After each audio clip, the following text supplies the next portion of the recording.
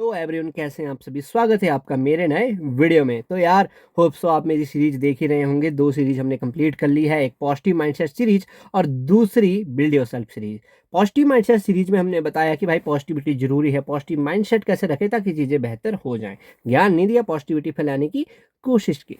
And second मतलब फरवरी में हमने सेकंड मंथ में और 2026 में हमने build your self series launch की, जिसमें हमने बताया कि भाई साहब अब सोच तो लिया, अब करना कैसे है। तो करने में सबसे बड़ा बैरियर इमोशंस आते हैं, और वैलेंटाइन वीक भी चला था तो हमने वैलेंटाइन वीक और पूरे को जोड़ कर एक इमोशंस के ऊपर पूरी सीरीज बनाई। होप सो आप देख रहे होंगे तो उससे फायदा मिल रहा होगा। अब आ गया है मार्च, खुश तो बहुत हो गए, तो वक्त आ गया है यार। किस चीज का वक्त? हाँ यार, बोर्ड आ चुके हैं, मुझे भी पता है, तुम्हें भी पता है, डर तो बहुत लग रहा होगा अंदर से। और मुझे पता है वक्त आ गया, वो कठिन वक्त आ गया, पर आपको हैप्पी भी होना चाहिए कि भाई एक बड़ा इम्तिहान या हमारी बहुत बड़ी लड़ाई ख़त्म होने वाली है इस मार्च में। क्योंकि टेंथ और प्लस टू दोनों बोर्ड्स होते हैं ना। ऐसे नहीं कि टेंथ और प्लस टू, प्लस वन का पेपर भी तो यार बाहर से आता है, मतलब बोर्ड से आता है, तो बहुत डर का माहौल होता है। मेरे टाइम में बड़ा डर था कि भाई बाहर से पेपर आएगा, बोर्ड्स हैं, ये वो। तो मुझे पता है कि आपको क्या क्या दिक्कतें आने वाली, तो उस सभी दिक्कतों के बारे में बात करेंगे। Student oriented exam friendly video, तो सारी आपकी दिक्कत इस वीडियो बना रहे हैं। तो मेरे मन में भी बहुत सारे पॉइंट्स थे, तो हमने बच्चों से भी पूछा जो इस उम्र में है कि आपको क्या दिक्कतें लग रही हैं। तो मेनली दिक्कत फियर, स्ट्रेस, टेंशन, कैसे देंगे एग्जाम। मतलब पहला तो होता है कि डर। भाई डर क्यों आता है? प्रोक्रेस्टिनेशन से। जैसे एक बच्चे ने बताया कि हम बहुत कुछ करना चाहते हैं, बट इतना प्रेशर टीचर देते हैं, या मतलब प्रेशर हो ही जाता है घर से, टीचर से, हर जगह से। तो हम करना चाहते हैं पर हम कर नहीं पाते। हमें लगता है कि हम उठ के करेंगे, पर जब वो चीज़ें ध्यान में आती है तो हम सो जाते हैं। प्रोक्रेस्टिनेशन और फियर एक मेन दिक्कत आती है। दूसरी दिक्कत आती है कि सिलेबस कंप्लीट नहीं हुआ है। मेन दिक्कत तो पहले से मेरे टाइम से भी यही कि भाई सिलेबस कंप्लीट नहीं हुआ, इसके बारे में बात होगी। और तीसरा, मान लो फियर भी नहीं है, और मान महाराज आपने सिलेबस भी कंप्लीट कर दिया, आप मतलब होते हैं ना कि भाई टक्कर वाले भी, आप तहलका मचाने वाले हैं और आपको सब कुछ आता है, टॉपर लोग, मतलब टॉप के बच्चे हैं। अब क्या? तो अब सबसे तीसरी चीज होती है कि अटेम्प्ट कैसे करें एग्जाम, तो उसके बारे में बात होने वाली है। तो अब करे क्या? पॉइंट नंबर वन, 100 बात की एक बात, भगवान के ऊपर विश्वास रखिए। हाँ, मतलब आप बोलेंगे कि क्या बात करें, पर भगवान के ऊपर विश्वास रखिए, आप भगवान के ऊपर छोड़ दीजिए। जैसे मैंने, अगर याद हो तो 27-28 फेब की वीडियो को मैंने बताया था कि सरेंडर योर सेल्फ।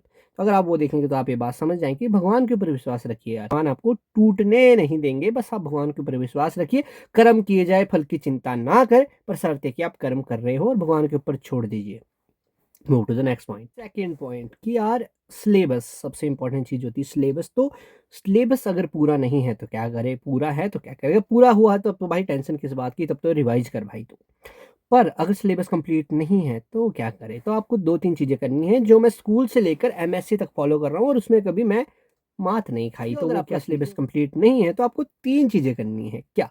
सबसे पहला, आपको पीवाईक्यू देखने हैं, प्रीवियस ईयर क्वेश्चन देखने हैं। आप पुराने एग्जाम्स निकालिए, आप देखिए कि उनके पेपर कैसे थे, और उनमें ना आपको कॉमन पैटर्न नजर आएगा कि ये क्वेश्चन बार बार आ रहा है। या आप उन चीजों को लिख लीजिए, उनको तैयार कीजिए, कम से कम 5 साल के आपको एक रिपीटेशन नजर आएगा, तो उन क्वेश्चन को आप लिख लीजिए। दूसरा, आप टेस्ट जो आपको टीचर ने लिए हैं, टीचर को बड़ा एक्सपीरियंस है अपनी सब्जेक्ट का, तो उन्होंने टेस्ट में कुछ क्वेश्चन दिए होंगे, या मिड टर्म एग्जाम होते हैं, तो उन क्वेश्चंस को ध्यान से देखिए कि कौन कौन से क्वेश्चन है, उन्हें तैयार कर लीजिए। अब आप सच्ची में आपकी बहुत सारी तैयारी हो चुकी है ना, सिलेबस की बात आती है, अब अपना सिलेबस जरूर देखिए। जब मैं अपने बोर्ड्स में था तो मैं बहुत ज़्यादा इंटेलिजेंट बंदा नहीं था, बट मैंने फिर भी 80 to 85% मार्क्स लाए हैं। और उससे पहले जैन तक ये हालात थी कि भाई बंदा फेल भी हो सकता है। तो वो कैसे हुआ? इसी वजह से हुआ, पीवाईक्यू। और हमने टेस्ट देखे, हमने एग्जाम के मतलब जो हमारे मिड टर्म एग्जाम है उनको देखा। और सबसे मेन चीज़, आप सिलेबस सामने रखिए। अब जब हम एमएससी में पढ़ते हैं या जब हम बीएससी में भी पढ़ते थे, तो हम सिलेबस रखते थे कि भाई ये टॉपिक कंप्लीट है, ये टॉपिक कंप्लीट है। आपको सारा सिलेबस नहीं पढ़ना यार, आपको मेन मेन चीज़ें पढ़नी है। कैसे? मान लो आपके पास 8 टॉपिक्स है, ठीक है, मान लो यूनिट आपके पास 8 है, तो आप उसमें देखिए कि आपको क्या आता है क्या नहीं आता। आपको एक यूनिट से बेट वाला काम है वैसे, बट आप हमेशा जीतोगे इसमें, कि अगर आपको 8 यूनिट है तो आप अगर 5 कर लेंगे ना तो आप जीत जाएंगे। और अगर आपके पास 6 कर ली तो बेहतर है। 8 यूनिट करने की जरूरत नहीं है, पर अगर करते हैं तो बेहतर रहता है, आपको संभावनाएं ज़्यादा बनती है कि आप अच्छे मार्क्स ला पाएँ। पर आपको 5 यूनिट तो करनी है, और उसमें भी मेन मेन टॉपिक से लीजिए। अगर एक यूनिट में 10 टॉपिक है तो आप 7 कर लीजिए।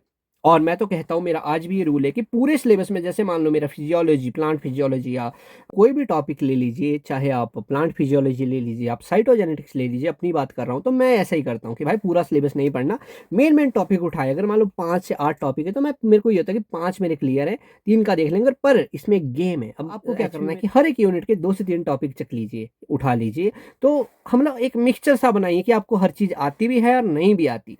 मतलब जो नहीं आती तो क्या कर सकते हो, आपका ऑप्शन है। मतलब आपने कुछ भी नहीं छोड़ा, आपने सब कुछ भी नहीं पढ़ा, अपने टाइम का यूटिलाइज किया, और आपको अच्छे मार्क्स आने से फिर कोई नहीं रोक सकता अगर आप ये चीज़ अपनाएंगे। Take topic from every unit, minimum you have to cover the 50 to 60% syllabus, and then मैं तो आज तक यही करता हूँ, बाकी आप जाने यार, स्ट्रेटेजी काम करती है। बस आप 50 से 60% सिलेबस कंप्लीट कर लीजिए और आप जीत जाएंगे। Move to the next point, attempt कैसे करें। अगर आपको यहाँ तक जब आप पहुँच गए हैं तो आपको अब भगवान पे विश्वास है, खुद पे विश्वास है, और अब आप पढ़ रहे हैं। तो जब आप पढ़ रहे हैं तो आपको एक लेवल का कॉन्फिडेंस तो आ गया है कि ये चीज़ मुझे आती है और ये चीज़ मुझे नहीं आती है। अब क्या करें, बाकी भगवान तो आपके साथ हैं ही।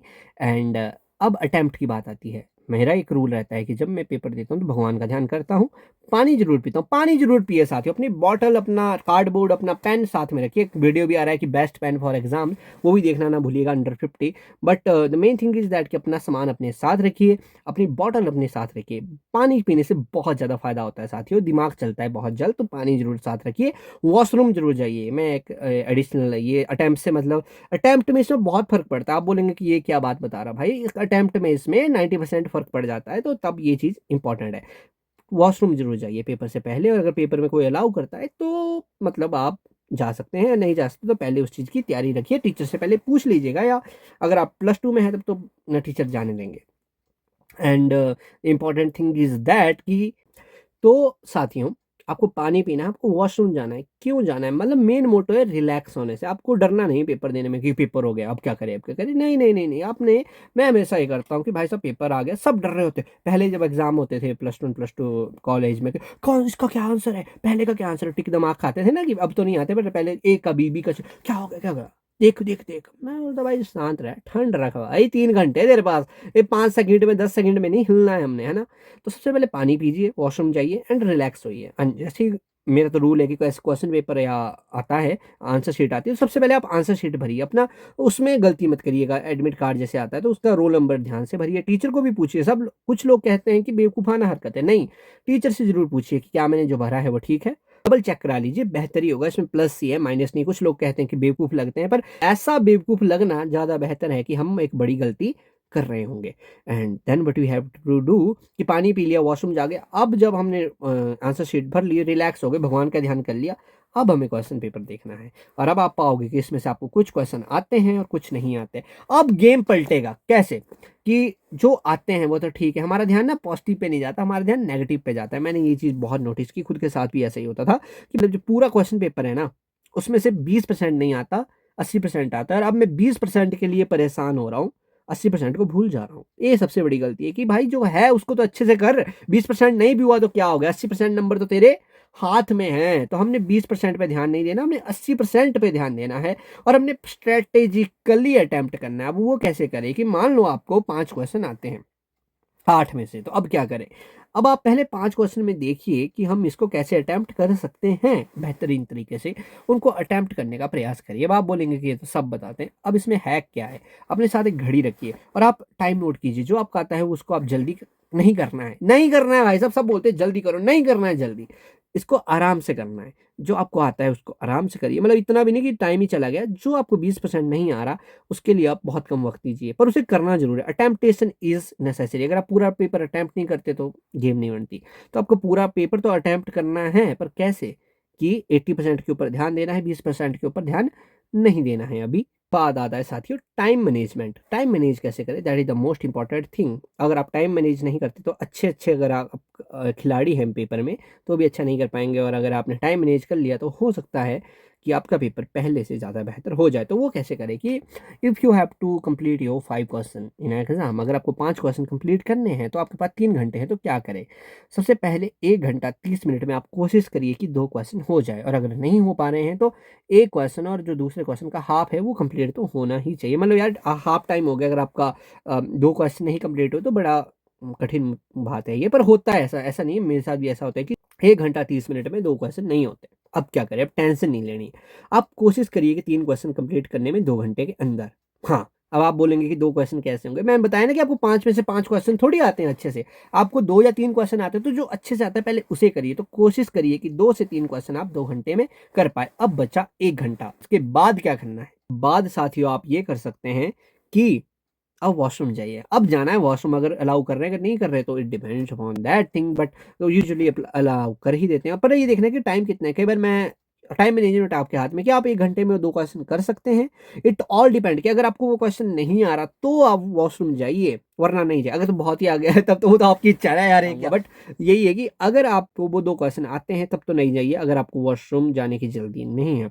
और अगर आपको वो 2 क्वेश्चन नहीं आते तो अगेन रिलैक्स हो जाइए, वॉशरूम जाइए, पानी पीजिए, 5 मिनट का रेस्ट लीजिए। अब बोलेंगे कि वेस्ट कर रहा है टाइम, नहीं भाई साहब, आप 5 मिनट का रेस्ट लीजिए। अगर आपने 5 मिनट का रेस्ट ले लिया ना, उसके बाद जो स्पीड बनेगी, टाइम वेस्ट हो रहा है, बट टाइम वेस्ट नहीं हो रहा भाई साहब, आपका दिमाग के लिए अब इतना प्रेशर में दिमाग है, अब 2 घंटे से काम कर रहा है, तो थोड़ा रिलैक्स तो करना बनता है, तो रिलैक्स करिए।